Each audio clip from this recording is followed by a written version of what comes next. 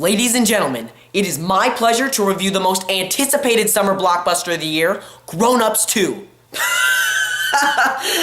I'm just kidding. Don't click away. Don't click away. It's Man of Steel. Like I'm gonna review Grown Ups 2.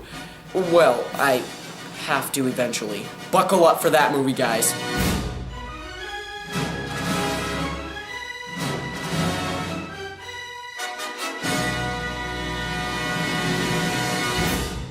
Alright, so The Man of Steel stars Henry Cavill, Amy Adams, Michael Shannon, Kevin Costner, and Russell Crowe. And so this is the movie that everybody's been waiting for. This is the hype of the summer. But the question is, does this movie live up to the hype?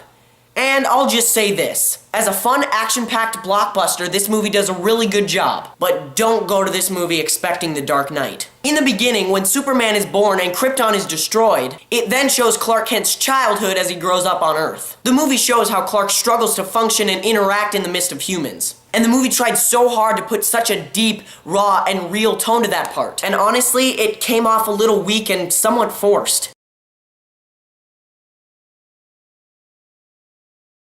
And when I say the words weak and forced, I mean that some of the line deliveries are forced and some of the character development is pretty weak. I mean, if Superman and or Lois Lane would have just died, I wouldn't have really cared. Because the movie didn't do a good enough job to make me feel for them.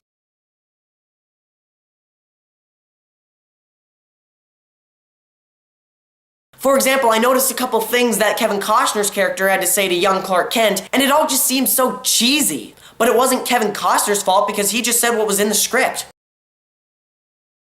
So all the actors gave the best performance they could, and that's why I think the script is to blame. I'm not saying the script is awful, I'm just saying it's in need of a few improvements. Or, in other words, in need of a better flow.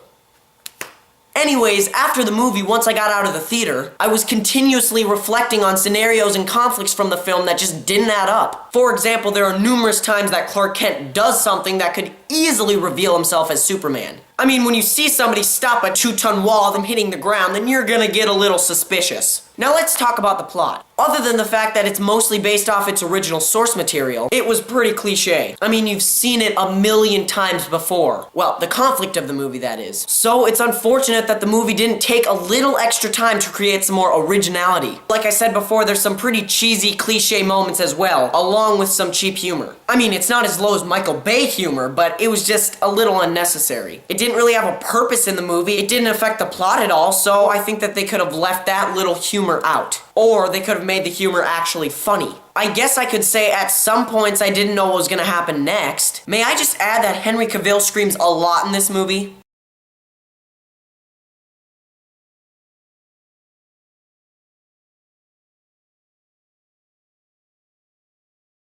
Alright, so it sounds like I'm just bashing this movie to shreds, but honestly, I think that this movie is a really fun summer blockbuster. I was never bored. The movie does a pretty good job in getting you invested. Also, Hans Zimmer's score is absolutely amazing. It really lends to it and gives it the tone it needs. Hans Zimmer had some pretty big shoes to fill with John Williams' original score as his predecessor, but I think he really handled it well, and like I said before, his score did a really good job fitting the tone of the movie. Honestly, this movie was a really fun ride, but I believe it had so much more potential. But it resulted into nothing more than just a fun summer blockbuster. Now, I'm not saying that that's a bad thing. A lot of people wanted nothing more than what it became, and were happily satisfied. But no matter how good or bad it is, it's gonna make a ton of cash. Also, to end off this review, the movie just looks fantastic. The cinematography and visual effects are eye candy, and it's a real treat to watch.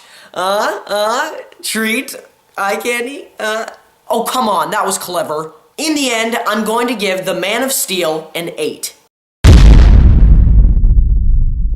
Again, I think that this movie had so much more potential, but it still is really, really entertaining to watch. I really recommend you go see it. For the most part, you'll really enjoy yourself. Also, I'm really sorry that this review is a little late. I've been really busy lately. So forgive me? Forgive me? Forgive me? Forgive me? Yeah, that was weird. Well, that's it for today, guys. Thanks for watching, and if you have any comments or suggestions, just put them down in the comment box below and click the subscribe button. I'll always put out as many reviews as I can for you guys, so just know they're coming your way.